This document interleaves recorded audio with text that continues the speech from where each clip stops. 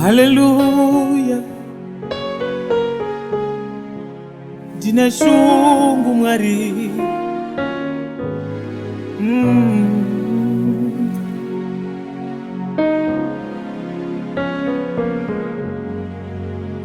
Mwari ndine shungu handi nyarari kusvika mandiropafadza handi kusiye kusvika zvangu zvanaka. Ini ndine shungu handi nyarari kusvika mandiropafadza handi kusiye kusvika zvangu zvanaka. Mwari ndine shungu dzemoyo handi nyarari kusvika mandiropafadza handi kusiye kusvika zvangu zvanaka. Kusvika mayambutsa vana vangu, mapodza urwere hwangu, magadzirisa mereji yangu. Ini handinyarari kusvika mayambutsa vana vangu Mwari, magadzira mereji yangu. Handinyarari kusvika zvangu zvanaka. Ini ndine shungu dzemoyo handinyarari kusvika mandiropafadza handi kusiye kusvika zvangu zvanaka. Hallelujah.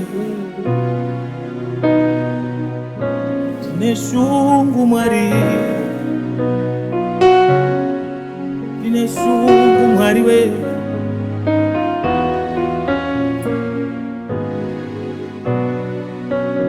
Hallelujah.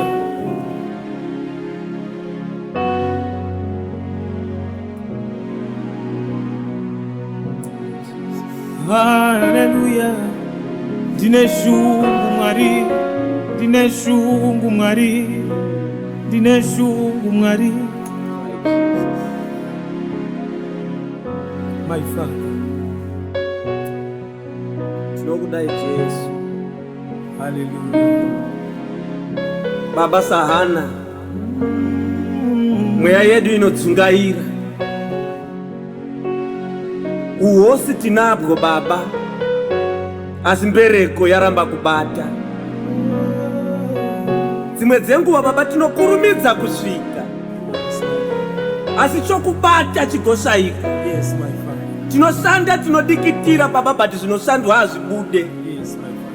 Nezita raJesu tidaireiwo zvamakaita Hana.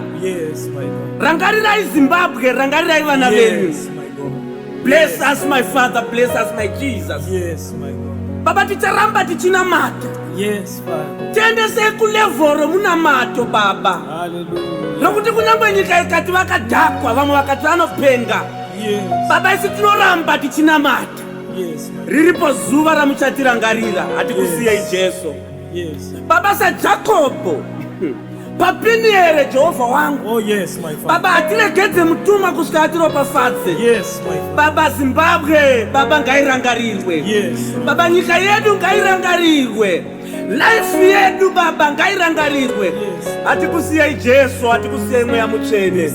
atikusiyai makavimbika wakudenga. Yes, Bless us, O Lord.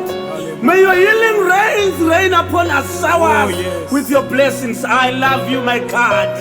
Remember us, oh Father. Remember us in the mighty name of Jesus. Baba, atikusiyai kusika matiropafadza.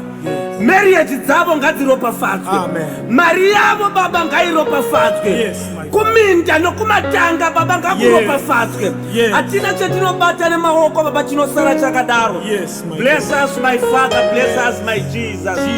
Bless Zimbabwe, my Father. Bless us in Jesus' mighty name. Atikusiyai Jesu. Atikusiyai Jesu. Atikusiyai Jesu. Kuminda kweda atikusiyai Jesu. Kumabasa kweda atikusiyai Jesu. Munyika yedu atikusiyai Jesu. Baba pavana vedu atikusiyai Jesu. Ngavaropafadzwe nemabasa, ngavaropafadzwe nemamarriage.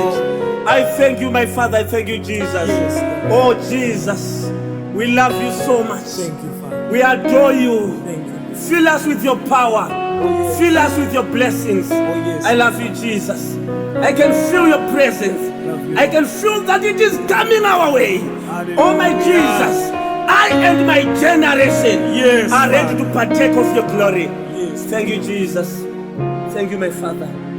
We receive.